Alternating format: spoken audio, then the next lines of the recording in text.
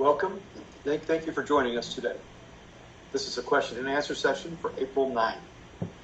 Public Health Director Annette Rodriguez and Dr. Chris Bird will be addressing questions received this week. Please feel free to add your follow-up questions to chat. Today's topics: vaccine locations, reactions, and efficiency, and of course our weekly healthy lifestyle check-in. Dr. Bird. Thanks, Jason. So, Annette, how have the vaccinations been going this past week? You know, they started out kind of slow on Tuesday. We were a little disappointed. And then Wednesday and Thursday, they actually picked up, which was really good. I thought that Johnson & Johnson was going to be out as soon as it got here. On Tuesday, we opened at 9. I thought it was going to be done by noon. But, of course, that didn't happen. So we've had Johnson & Johnson Tuesday, Wednesday, Thursday. We still have just over 1,000 Johnson & Johnson doses. So we'll be taking them with us tomorrow to American Bank Center, where we've opened up the clinic to anybody that needs a second dose Moderna. Even if you didn't get your first dose from the health department, if you need your second dose for whatever reason, and it's been a month, you're able to come to American Bank Center tomorrow between 9 and 2:30 p.m., and we'll take care of you there. Yep, and that'd be a really good time, I'll point out to people, to get your second dose, because then you don't have to do anything on Sunday when you might not feel so well, and be ready for work on Monday. All right, so let's get to some questions here. First one is, do you know when we can expect vaccine clinics to be next week? Yes. So next week we have clinics on Monday, Tuesday, and Wednesday, all at American Bank Center, and all between the hours of 9 and 3. So, don't wait till 3 o'clock to get there. Try to get there before then. And it's for both Moderna and for Johnson & Johnson at this time until we run out of Johnson & Johnson. We're also opening at La Palmera Mall on Tuesday. And so we'll be there at 10 a.m. until closing. I think closing's at 8 p.m. So people can't use the excuse, well, I was at work and I didn't get out till 5 o'clock, and then you can come over to the mall and get vaccinated. We're going to be in the old Carmen Charlie's. Is that right? Yeah. It's right across from Grimaldi. It's right there. It's a great location, and so people can just come in. Hopefully you'll pre-register before you get there, and then bring your QR code. We can get you in and out in 15, 20 minutes. All right, that sounds great. Let's see, will there be clinics at the high school for those that want them? We haven't started doing the high schools yet because we don't have any Pfizer. And so for high school, the only age that we have is 18 and older for Johnson & Johnson. And so we haven't started setting that up. What we're looking at doing is doing hotels next, because we're seeing a lot of tourists are coming. And so we think it's important to protect our hotel personnel. And so we're reaching out to all the hotels, and we're hoping to go over there and get them all vaccinated. Okay, and so just to reinforce for everybody, the Moderna and Johnson & Johnson vaccines are approved for people 18 and over, and the Pfizer vaccine is approved for people 16 and over.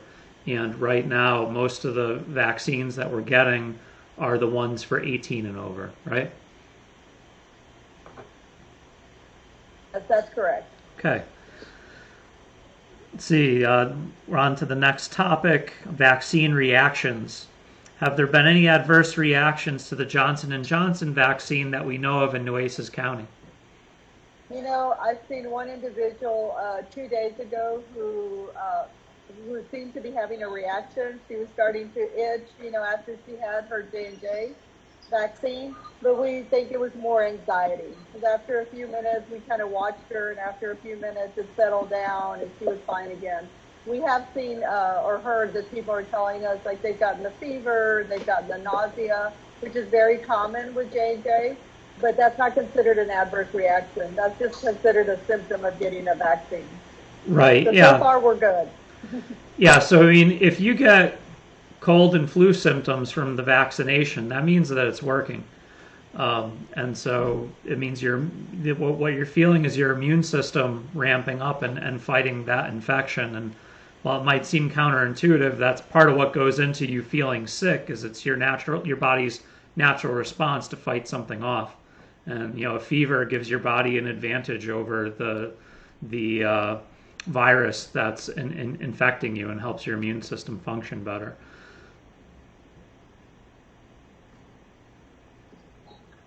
Okay. I thought you might be responding, Annette, because it looked like you're going for the unmute button, but apparently that wasn't the case.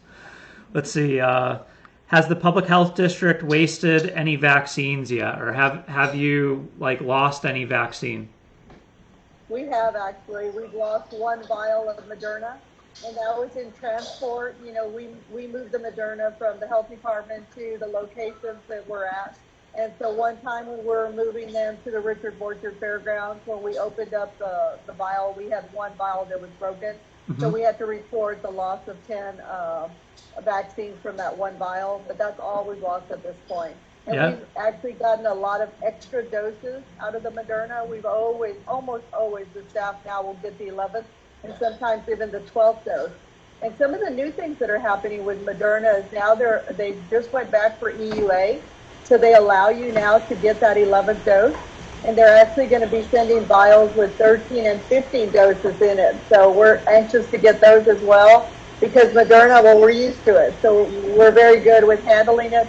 And they've also extended the number of hours. So once we draw it up, we always tell people we only have 6 hours to get it in arm. Otherwise, we have to throw it away. They've extended it to 12 hours. So now we have more time to get it into people's arms, which is really great. With Johnson & Johnson, we only have 2 hours. And so we have to be very careful when we draw that, so we kind of slow down when we're doing Johnson & Johnson people. We're kind of waiting for groups of 5 because every vial is 5 people. And so we're kind of waiting for groups of 5 because we don't want to waste one dose of the Johnson & Johnson. Yep, that makes sense. All right, I think that's all the questions that we had before we were broadcasting today. Tiffany or Jason, have we gotten any questions while we've been talking? No, but anybody watching, if you have a question. All right, it's only taken a year, but we've answered all the questions now that have to do with COVID. I think one last thing that I want to say is since we've been evolving in how we're vaccinating, one of the things, our processes also has been evolving. And so I used to tell people, don't come, don't do anything until we call you. That's all changed now. Now you don't have to wait for us. If you need to get your first Moderna vaccine and you've already pre-registered, or even if you haven't, come to one of our clinics. We'll get you vaccinated. The other thing is for your second dose. We still send you the magic link. That's just to help you pre-screen, so when you come, you have your QR code. But we're not reversing alerting people anymore. You basically just come to any one of our clinics, and it's a month after your first one, and we'll help you get your second vaccine. Yep. I know the most common question I'm getting asked by reporters is when are we going to hit herd immunity? And what will slow us down from hitting herd immunity is people waiting to get vaccinated. So the answer lies in how many people are, going out and saying, okay, today's the day, I'm going to get vaccinated.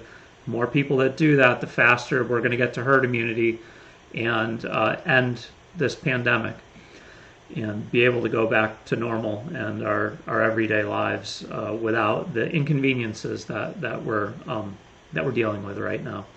So don't wait. If you're 18 or over, then go to one of these clinics and get on the vaccination train, and we can end this pandemic as fast as possible.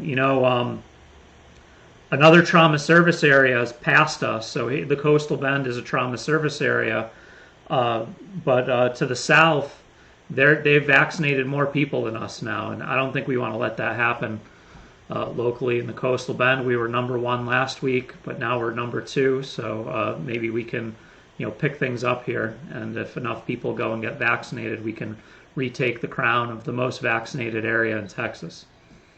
And thus the mall. And so, yes, we're going to go back to the top. So anybody at the mall, we need to vaccinate you. So please stop by.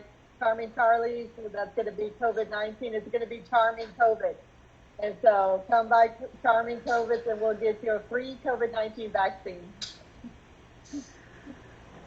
Okay, well, I think that's everything that we have for this week. Jason, you want to take us home? Okay, thank you. And I want to thank everyone for watching either live or later on, especially if you submitted a question.